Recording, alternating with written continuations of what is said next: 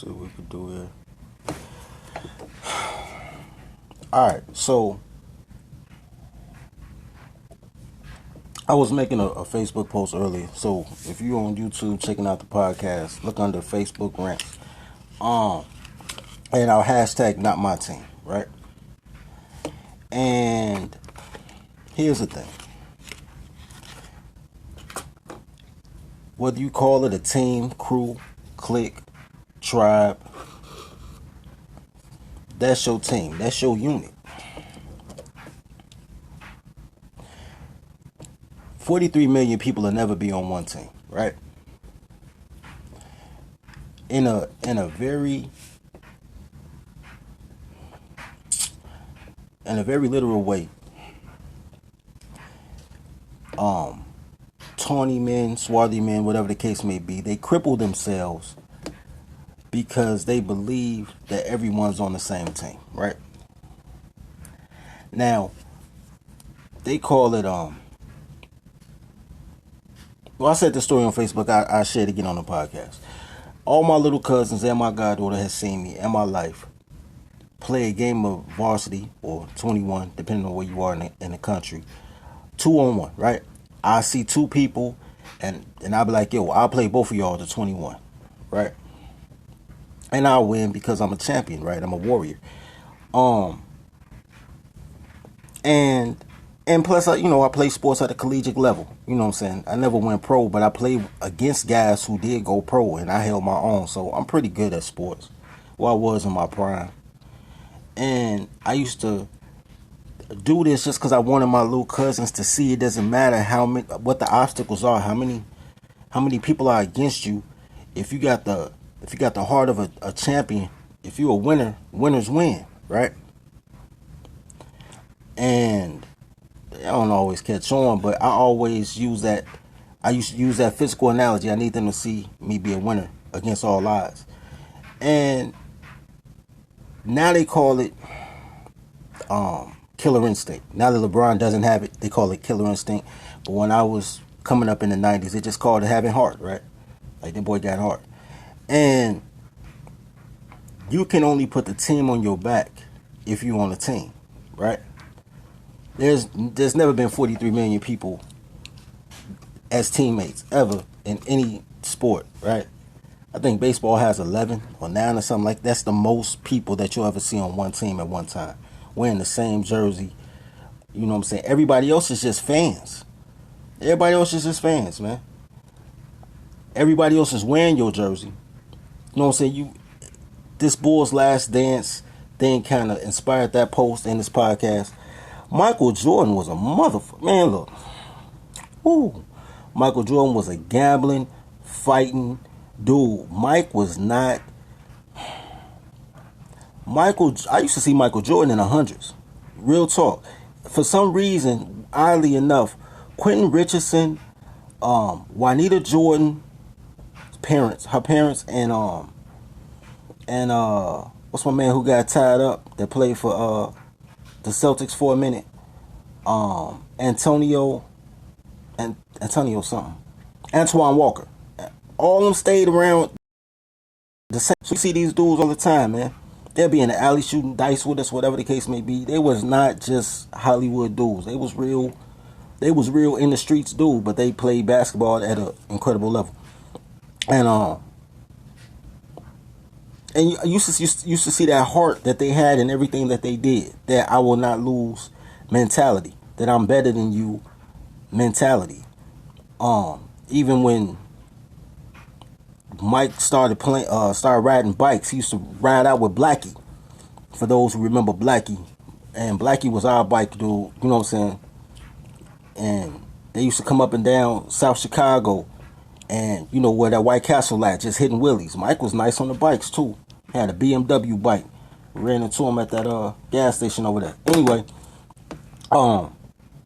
so when I think about that, I think about Mike fighting Bill Winnington, Mike fighting Will Perdue, Mike hitting Steve Kerr, Mike punking out Tony Kukoc, Mike extorting Jamal Crawford, Mike punking out Scottie Pippen. Mike was a terrorist, but you don't remember that. You remember the six for six, right?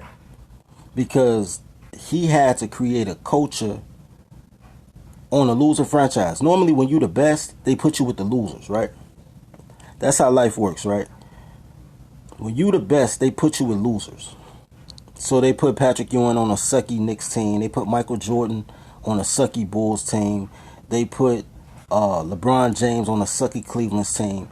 And when you the best, when you can put that team on your back, all boats rise with the tide, right? So if you're a winner, you'll make everybody around you a winner because your desire to win is so incredible. And then everybody else who is not part of your team becomes an external part of the process because they're your fans. They're the ones that wear the LeBron jerseys, the Jordan jerseys, the Rodman jerseys. But they just fans, bro. They just fans. LeBron was responsible for Cleveland's economy for years before he went to Miami the first time.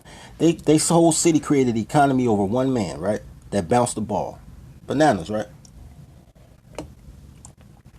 And as soon as he left, what did they do? Burn his jersey. That's his city. That was his team. Some of those were his friends, his colleagues. He went to school with them. Because of him, they had money in their pocket. As soon as he made a personal decision they didn't like, they burnt his jersey, right? That's what happens when everybody that you think would be happy and support what it is that you do doesn't. Well, first of all, LeBron had a horrible PR move, but even with that, he's a homegrown hero, right? You know what I'm saying? I saw y'all do it to Derrick Rose. D Rose left it all on the floor. Soon as he messed up his leg that second time, y'all pulling out logos of Derrick Rose in a wheelchair talking about that's his new logo. And I'm like, yo, D Rose does so much for the city. What he did for Murray Park, what he did for that church over there on 74th and Woods, all the funerals he paid for, all the jobs he provided to people in the community. And as soon as his downfall came, you know what I'm saying, everybody had jokes. Now that's just life. I'm not tripping on that. But all I'm saying is that D Rose, LeBron, whoever you are putting a team on your back. But the team is a limited amount of people. Everybody's not on the team. Everybody just supports the team when you're a winner. When you're a winner.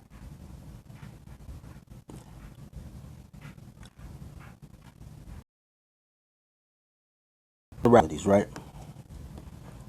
When y'all start yelling, we all black, or we all Americans, or we all Chicago move in such a way, or whatever the case may be, that's too many people you putting on your team, bro.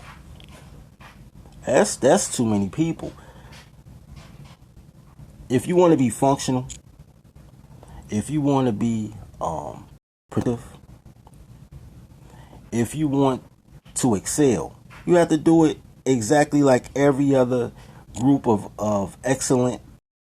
You got to go through your farm system. You got to go through your draft system. You got to find people who really want it, who really got that heart, who really are have a killer instinct on whatever it is that they do, whatever their principality is. And you got to forge a tribe. And the tribe is everything. It's not about skin color. It's not about proximity. It's not about socioeconomic status. Y'all will build that. Only the logo matters. It's not about finding love or finding a girl to make your house a home. That'll happen. You build it. They'll come. You'll be mad talking about, man, this is too many girls. Y'all talking about I can't find a good girl. Every girl will be a good girl. When you create your system, when you got your team. They'll work together to try to infiltrate. Every sports team got cheerleaders because they just want to be part of something. Most of these chicks are school teachers and RNs and all type of stuff, and they just practice to be cheerleaders so they can be close to the players. Because when you congeal as a team, that's what happens. Everything that y'all looking for and everything that y'all do is the ass end of the process. The girls, the fame, money is money. Y'all can make money. But all that stuff that y'all want is the ass end of the process. Y'all skip the beginning. I look at a group of people, right? I saw a post on this yesterday. A group of people, they said it was like 10 people, and they used they stimulus check, and they bought 100 acres of land, and now they're about to create a farm. And I said, you know what? They skipped like 6 steps. I'm sure it'll work out for them, but they skipped like 6 steps. They had a perfect prime opportunity to create their own dichotomy, but they went straight to the commerce, because people who have not thinking that having stuff is power, but it's not. It's not. 100 acres. Do you know what 100 acres is, man? 100 acres is, if you in Chicago, that's Inglewood. Inglewood is 100 acres. Rogers Park is 100 acres. That's a lot of land. 100 acres. But it don't seem like a lot. But think about how many homes that they built in each ward. You know what I'm saying? That's a lot of land. That's a baby city. And I'm proud of their accomplishments, man. And I know what they're doing will motivate others and inspire others in the future to do something similar. So I'm not knocking what they did at all. I'm just saying, in my thought process as far as being tribal, my first thought was they skipped 6 or 7 steps. They skipped incorporating their land. They skipped having a code of conduct, rules. They skipped any type of land zoning or design. They skipped a lot of stuff just to say they're gonna do it and figure it out later. But I respect that though. Grab it and figure it out later. I'm not knocking them at all. I'm just saying that was my first thought. But that's just being an armchair quarterback. So I'm not judging those people. I think I'm proud of them, really. But I'm saying that right there, that's your tribe. You had those same, they're a team. You know what I'm saying? I'm not part of their team. They did their thing. Those 10 people or 20 people, however many it was, they did their thing. So however they team play out, their team gonna play out. We grab a team, we do our own thing, and man, let's challenge. You know what I'm saying? That's life. Life is 10 or less people. There's never, even when you talk about corporate America, there's never more than 6 to 10 people on the executive board. Then maybe another 6 to 12 people that can be shareholders that have enough stock to be at the meeting. So at the most, y'all might have a multi-billion-dollar conglomerate that's run by 18 people. But everybody that works there don't have a voice. Everybody that purchases products don't have a voice. I mean, they do as far as the quality of products they want. They put it in the suggestion box. But they don't have, you know what I'm saying? They not a mover and shaker because they not part of the team. They just part of the fan base, man. Y'all got to get out that though, man. Especially that black shit. Y'all really got to get out that black shit. Because all that black shit is y'all finna die over some pussy. Every time somebody say some black shit, it's about to be somebody that want to protect some pussy. That don't give a fuck about you. One nigga dead, another nigga in jail, and she sucking the third nigga dick before the arraignment and or funeral. Get off that black shit, dog. Because it doesn't behoove you. You know what I'm saying? Not as men. When you move as men and operate as men, you know what I'm saying? Do men deeds, get a man's salary. Anyway, that's all I want to say about that, man. Because I was looking at that Michael Jordan joint, and I was like, yo, Mike was a terrorist. But that terrorism paid off. As long as the ends justifies the means. You know what I'm saying? So, with that being said, dog, agree or disagree, don't matter. Love each other as you love yourself. Feed the pack.